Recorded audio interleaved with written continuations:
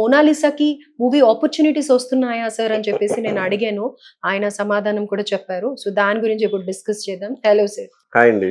Sir so నిన్న మనం already discuss చేసాం మోనాలిసా ఇష్యూ గురించి. అవును. అయితే అనుకున్నట్టే అయింది. మోనాలిసాకి బాలీవుడ్ నుంచి ఒక ఆపర్చునిటీ రావడం అయితే జరిగింది. రైట్. సో RC16 కూడా జాహ్నవి కపూర్ కాకుండా మోనాలిసాని కూడా పెడుతున్నారు అని అనేసి టాక్. RC16 అనేది ఆటోమేటిక్ బ్రాండ్. రామ్ చరణ్ అనేది ఒక బ్రాండ్, గ్లోబల్ స్టారు. సో ఆయనకి మళ్ళీ కొత్త యాడెడ్ అడ్వాంటేజ్ ఏం అవసరం ఆయనకి? ఈ మోనాలిసా లాంటి వాళ్ళు అవసరం లేదు. అవును. సో మోనాలిసా ఎవరికి అవసరం అంటే చిన్న సినిమా తీసుకుంటూ, సో అమ్మాయిని పెట్టి సినిమా తీసాము, సో అమ్మాయి అందాలు ఇందులో పూర్తిగా చూడొచ్చు మీరు. అమ్మాయి డాన్స్ వేస్తే ఎలా ఉంటుంది, అమ్మాయి డైలాగ్ చెప్తే ఎలా ఉంటుంది, అమ్మాయి నటిస్తే ఎలా ఉంటుంది, ఫోటోలో చాలా అందంగా ఉంది, సో ఒక రేఖలాగా ఉంది అంటున్నారు కొంతమంది. కొంతమంది మందాకిని గుర్తు చేస్తున్నారు. మందాకిని కూడా తేనెకళ్ళే, మందాకిని కూడా తేనెకళ్ళే. అలా అమ్మాయిని రకరకాలుగా పోలుస్తున్నారు. సో పోలుస్తున్నప్పుడు ఆ అమ్మాయి నిజంగా తెర మీద కనబడితే ఎలా ఉంటుంది? అమ్మాయిని ఎంతవరకు ఇక్కడ వరకే చూస్తున్నారు. ఫుల్ ఫ్రేమ్ లో ఎలా ఉంటుంది ఆ అమ్మాయి? అమ్మాయితో సినిమా తీస్తే ఎలా ఉంటుంది? సో అమ్మాయిని తీసి కొత్త సినిమా, కొత్త హీరోని పెట్టి అమ్మాయిని పెట్టి తీసారు, ఆ సినిమాకి కాస్త బజ్ వస్తుంది. డెఫినెట్ గా ఈ సినిమా ఎంతో కొంత మినిమం గ్యారంటీగా ఎంతో కొంత చూడొచ్చు అనుకుంటారు. ఎందుకంటే అంత పాపులర్ అయిపోయింది కాబట్టి. అంతే తప్ప ఆ అమ్మాయిని పేరెన్నిక గన్న సినిమాల్లో నిన్న కూడా మీరు క్వశ్చన్ వేశారు, మనం మాట్లాడుకుంటున్నాం మహేష్ బాబు సినిమాలో రాజమౌళి మహేష్ బాబు కాంబోలో వస్తుందా అంటే, సో అలాంటివన్నీ సాధ్యం కావు. సో ఏదో అంతకుముందు మనం కుర్చీ తాత అంటే ఏదో ఒక పాట కోసం వాడుకున్నారు తప్ప దాంట్లో ఫుల్ లెంత్లో ఎక్కడ లేదు కదా, క్యారెక్టర్ ఏం లేదు కదా. జస్ట్ ఆయన పాట బాగా పాపులర్ అయింది కాబట్టి ఆయన ఆ వర్డ్ని ఉపయోగించి మాట్లాడారు. సో అలాగే ఇవాళ మోనాలిసాకి సంబంధించి కూడా కొత్త సినిమా ఒకటి ఆల్రెడీ బాలీవుడ్ ఒక డైరెక్టర్ నేను చేస్తానని చెప్పాడట. ఆ వార్త వైరల్ అవుతుంది.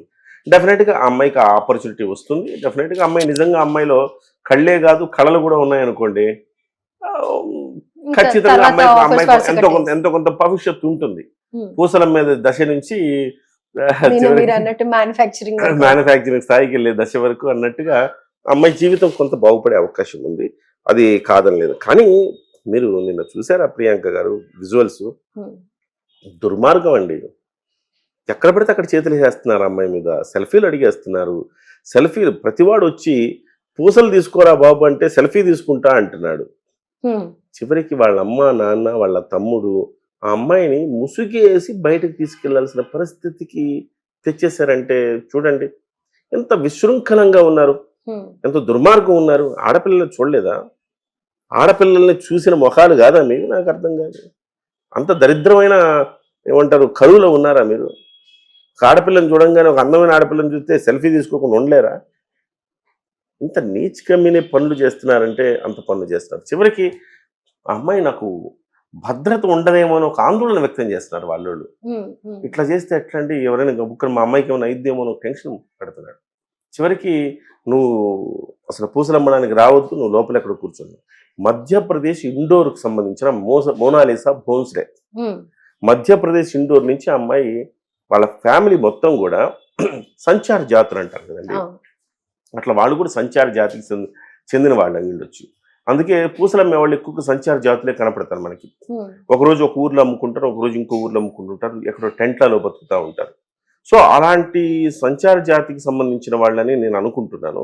వాళ్ళు అక్కడి నుంచి మధ్యప్రదేశ్ నుంచి ఆ ఇండోర్ నుంచి ఇక్కడ వరకు వచ్చి ప్రయాగరాజ్ వచ్చి ఆ పూసలు అమ్ముకుందాము, ఎంతో కొంత వస్తున్న వాళ్ళని చూసి ఎంతో కొంత మనకు ఉపయోగపడుతుంది, మనకు ఉపాధి దొరుకుతుందని వస్తే చివరికి ఇలాగ టర్న్ అయిపోయింది వాళ్ళ జీవితం. సరే బాగా మంచి పేరు వచ్చింది అమ్మాయికి, అమ్మాయికి ఏమైనా మంచి భవిష్యత్తు ఉంది అనుకుంటే మరి విడ్డూరం అండి. ఇది చాలా అన్యాయం ఇది వార్త, అంటే గాసిప్ అనుకోండి. సో ఇది మరి విడ్డూరం. ఎందుకంటే అమ్మాయికి నిన్న మనం మాట్లాడుకున్నాం, దేర్ మే ఛాన్సెస్ అని మనం అనుకున్నాం.